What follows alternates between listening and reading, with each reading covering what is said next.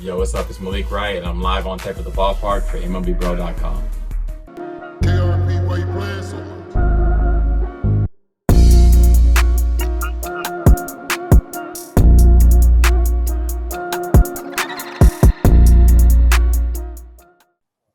All right, man, the great Willie McGee. Appreciate you joining MLBBro.com. I want to talk to y'all about your top prospect, Jordan Walker. What have you seen from this year, from spring training up till now?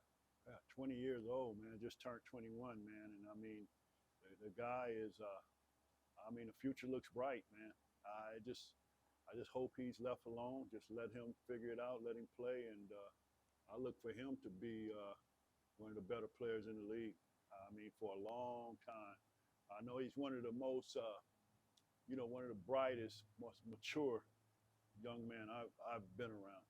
I mean, he fits in good. It's like it's nothing, not nothing, but he's just mature for his age. He just fits right in. Man, 2,500 hits, multiple batting titles. For yourself, what were sort of your keys while you were playing? Work, just work, man. Work. And I figured and you'll see it now, we work so much, and I hit off that tee a lot, man, every day, all winter, hundreds of swings, for my hand-eye coordination. So I knew then that the only way I'm gonna fail pretty much is not to swing at strikes. And that was my hard thing to do, is just stay in the strike zone. I'm gonna hit as high as I stay in the strike zone. And that works today with guys. Guys struggling, you see they get themselves out most of the time. And I mean, you got to get the pitchers and the scouts credit, because if they see you, you got people in the stands watching, like whoever we're going to play next or whoever that team's going to play next, they're watching. And so they'll go write a report, hey, you don't have to throw any strikes, And if I knew what I knew now, some days I would have stood up there and just took till I got 2 strikes. You know what I'm saying? To try to get back in the game, to counter what they were doing. Another great guy like that, Tony Gwynn. And now you robbed him of that 3,000th hit back in the day. So what do you remember from that catch, and then just him as a person, getting to watch him? Well, honestly, I don't remember the catch, but I tell you what, this guy, he was another guy, but he took it even to another level, his work ethic. We would come into the stadium, and he would be like 2 o'clock, and he's upstairs. I don't know where he's at hitting, but you could just hear it hitting off a tee, right? Then 4 o'clock, like they have extra hitting, he's on the field hitting. Then during regular BP, he's hitting. Then even to the point, they would say, like on the road, he would have his VCR hooked up to his TV in a hotel and tape his stuff.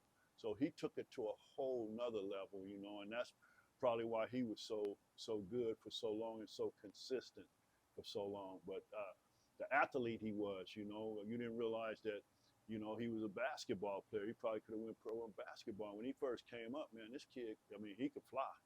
I mean, you watch him play defense, and they kind of had the way he ran and played defense. It reminded me of Ricky Henderson, just left-handed in the way he ran and moved out there, And as he got older, he still was, still can run.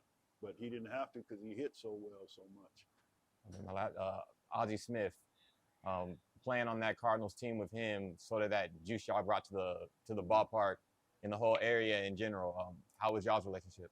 Oh, that's my buddy. I stayed with him for a year and a half, when I came up. But my welcome to the big league, I'm in center field, right? Runner on second, and he's on shortstop. A ball's hit up the middle.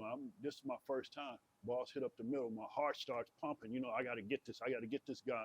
And the next thing I know, I just saw, and the play was over. It's like, wait a minute. I'm just like, dang. It was just everything was so quick. He just dived out of nowhere and got up, and the ball was gone. And I'm like, whew.